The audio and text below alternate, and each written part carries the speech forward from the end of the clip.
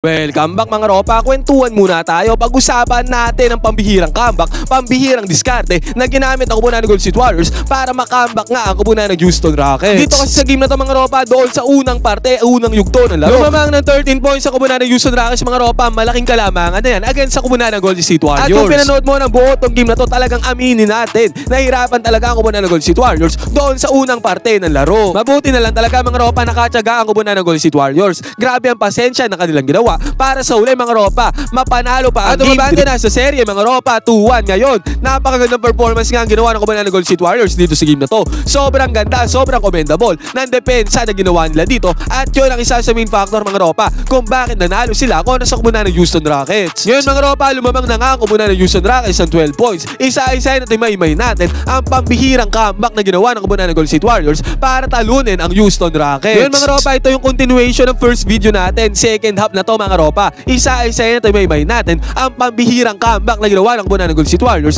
kontra sa Houston Rockets. Ito ang game analysis at breakdown. Pambihira at nakakabilib na comeback na ginawa ng kupunan ng Golden State Warriors para may panalo tong game 3. Simulan na natin to.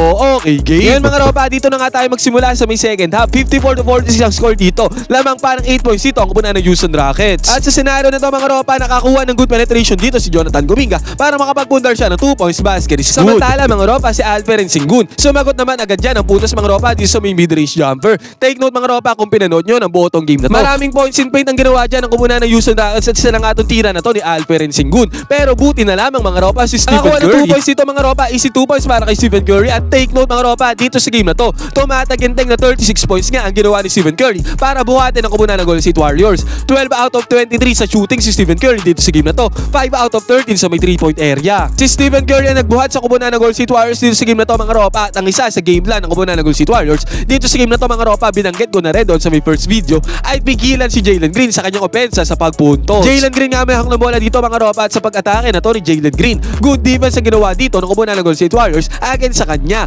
Mintes ang tirada dito ni Jalen Green mga ropa, at sa game nga na to mga ropa, si Jalen Green 9 points lang ang tinala dito sa game na to mga ropa. Naging super effective ang pagdepensa ng kupunan ng Golden State Warriors, ang pag-focus nila sa depensa against kay Jalen Green. Ang patunay doon mga ropa, dito sa field 4 out of 11 field goals lamang si Jalen Green, 1 out of 5 siya sa may 3-point area. Ganon katindi ang naging depensa ng kupunan ng Golden State Warriors against kay Jalen Green. At sa good defense against si Jalen Green mga ropa, si Jonathan Kuminga nakapagpundar ng 2 points dito para sa kupunan ng Golden State Warriors. At after nito mga ropa, dalawang magkasunod, good defense ang ginawa ng kupunan ng Golden State Warriors against sa ginagawang opensa ng kupunan ng Houston Rockets. At yan sa good defense yan mga ropa, umibabaw si Stephen Curry dito sa may right side court 3-pointer. Isang peke ni Stephen Curry mga ropa, lipad na yung defender dyan. Resulta nito mga ropa, 3-pointer para kay Stephen Curry, basket is good. Dito nga sa game na to mga ropa, buhat mode si Stephen Curry. MVP mode siya mga ropa para buhatin ang kupunan ng Golden State Warriors na walang Jimmy Butler. At nagmintes naman dyan ang kupunan ng Houston Rockets mga ropa, at again, nakapitalize ulit ng kupunan ng Golden State Warriors yung mintes sa tirada na yan ng kupunan ng Houston Rockets. Magandang play ang ginawa na dito mga ropa, pasa ni Quentin Post mapunta kay Draymond Green doon sa may ilalim, at dahil dyan sa run na yan mga ropa, ang nangyari dito, lumamang na ang kupunan ng Golden State Warriors ng puntos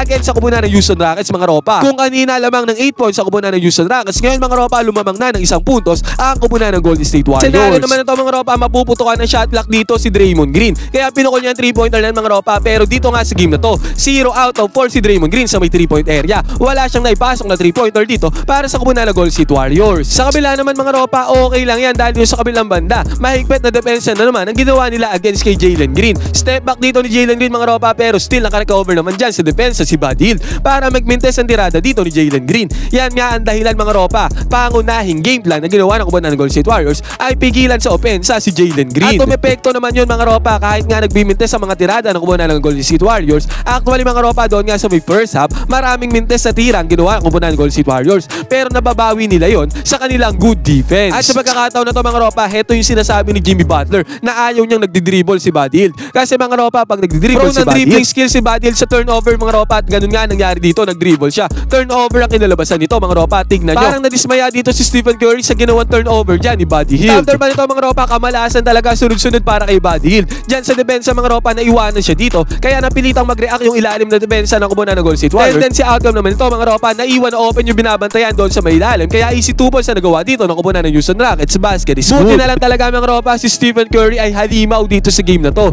Dyan sa atake niya na yan mga ropa, nakakuha ng teardrop si Stephen Curry, at the same time may kasama pa yung foul. Pasok ang tirada dyan ni ni Stephen Curry, basket is good. At after pa nito mga ropa, nagkaroon ng split action play dito ang kupunan ng Golden State Warriors. Sa split action play na mga ropa, nakaibabaw si Stephen Curry dito sa may right side court 3-pointer. At yan sa open 3-pointer na ni Stephen Curry mga ropa, pinukol niya yan. And guess what mga ropa, pumasok ang 3-pointer na ni Stephen Curry, basket is good yan mga ropa, na nagbigay ng kalamangan para sa kupunan ng Golden State Warriors. 62-60 ang score mga ropa, patapos ang third quarter. Nag-enjoy ka na at nanalo ka pa, piliin ang link na nasa may comment section, gamitin ang promo code na Angalis, pumunta sa sports option para makakuha ng 6,000 bonus. Yun nga lang mga ropa, kahit lumamang na dyan ang kupunan ng Golden State Warriors, ang gandang kick out naman papunta sa may right side, papunta kay Jabari Smith sa may 3-point area mga ropa. Pumasok dyan ang 3-pointer ng kupunan ng Houston Rockets. Pero si Stephen Curry mga ropa, unconscious na sa pagkakataon na to. Talagang lock-in si Stephen Curry dito sa game na to. Ang gandang bubak kanyang ginawa dito mga ropa, sabay mid-range jumper, pasok para kay Stephen Curry. Pero sa pagkakataon na to mga ropa, sa bawat tirada ng kupunan ng Golden State Warriors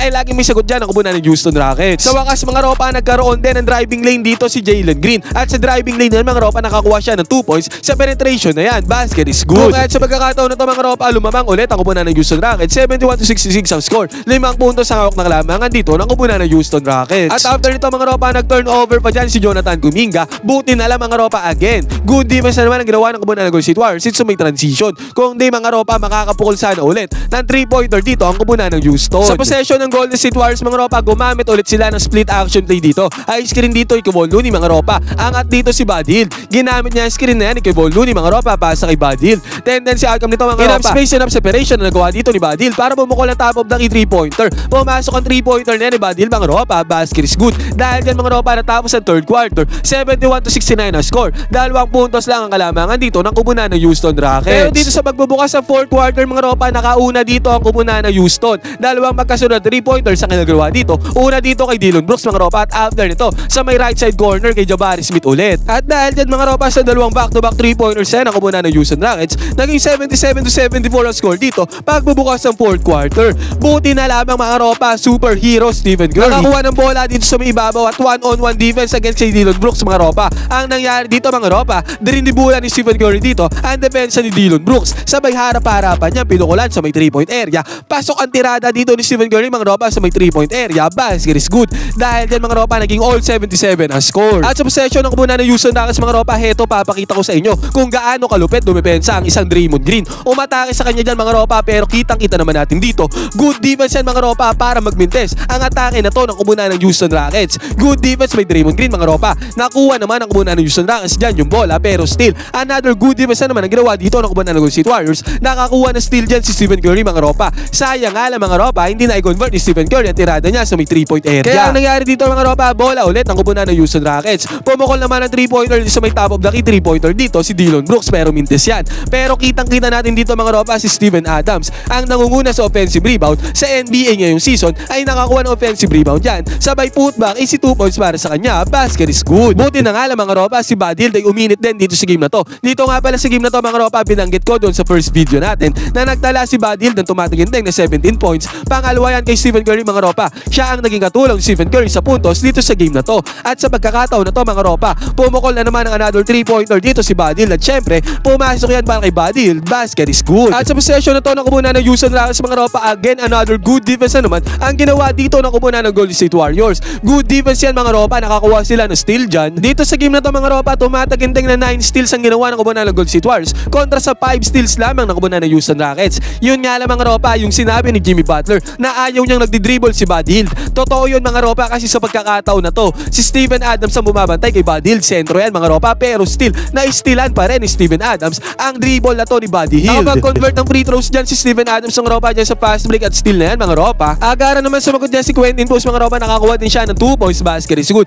At sa pagkakataon na to mga ropa, heto ang score. Di kita ng dalawang kupunan dito sa may fourth quarter. At after nyan mga ropa, another good defense na naman ang ginawa ng kupunan ng Golden State Warriors mga ropa. Back-to-back defense yan mga ropa. Good defense. Dalawang beses nga naputukan ng shot clock dyan ang kupunan ng Houston Rockets mga ropa. Yun nga lang sayang, hindi naman ay convert ng kupunan ng Golden State Warriors into offense. Yang good defense sila mga ropa. Ang masaklap dito mga ropa, nakakuha ng 3-pointer dito si Dillon Brooks para bigyang kalamangan ng kupunan ng Houston Rockets. 84-83 ang score. At dito na mga ropa, si Gary Payton kumamada para sa kupunan ng Golden State Warriors. Pick and roll play nila Stephen Curry mga ropa, ang gandang cut, ang gandang roll ang ginawa ni Gary Payton. At yan sa roll na mga ropa, nakakuha siya ng 2 points. Basket is good. Dalawang magkasunod na puntos to para kay Gary Payton Jr. mga ropa. At dahil dyan nabigyan kalamangan niya ang kupunan ng Golden State Warriors, 87 to 84 mga ropa. Yun nga lang, nakakuha ng free throws dyan ang kupunan ng Houston Rockets. Naging 87 to 86 ang score. At eto mga ropa, good penetration ang ginawa dito ni Stephen Curry. Sabay kick out niya ng bola papunta kay Gary Payton. At sa magkakataon na yan mga ropa, quick 7 points ang ginawa ni Gary Payton. Sunod-sunod na puntos ang kanya ginawa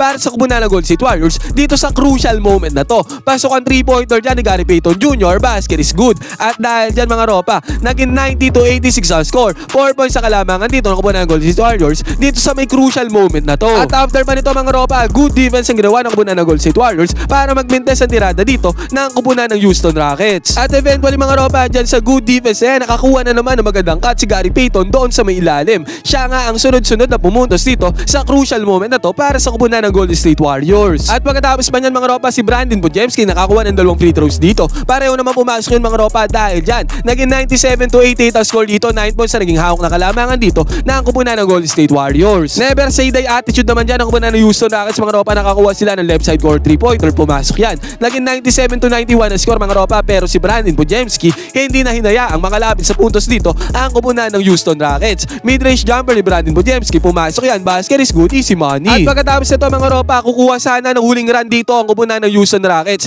Yun nga lang mga ropa, another good defense na naman ang ginawa ng kupunan ng Golden State Warriors. Steal na naman sa kupunan ng Houston Rockets mga ropa para isalyado ang panalo. At dyan sa steal na mga ropa, nakakuha ng fast break ang kupunan ng Golden State Warriors sa katauhan ulit ni Gary Payton. Si Gary Payton ang bumuhat sa kupunan ng Golden State Warriors dito sa may endgame para selyo ang panalo ng kupunan ng Golden State. At eventually mga ropa, dahil sa tiyaga at determinasyon na ginawa ng kupunan ng Golden State Warriors dito sa may Game 3, natapos ang game na to sa score na 104 to 93. Tinaga talaga ng kupunan ng Golden State Warriors na manalo dito sa game na to kahit wala si Jimmy Butler. At dahil sa panalo na to mga ropa, crucial win to para sa kupunan ng Golden State Warriors dahil nga wala si Jimmy Butler. Mas makakapagpahinga pa na matagal si Jimmy Butler pagre-ready niya sa Game 4. 2-1 na serye mga ropa, lumamang na dyan sa serye ang kupunan ng Golden State Warriors. At pagtapos pa ng game na to mga ropa, nagsagutan pa dyan si Draymond Green at si Jalen Green. Parehong green mga ropa. Pero overall mga ropa, ano masasabi nyo dito sa game na to ng kupunan ng Golden State Warriors? Buhat mode dito si Stephen Curry. Ang gandang performance na pinakita dito ng ibang teammates si Stephen Curry ng kupunan ng Golden State Warriors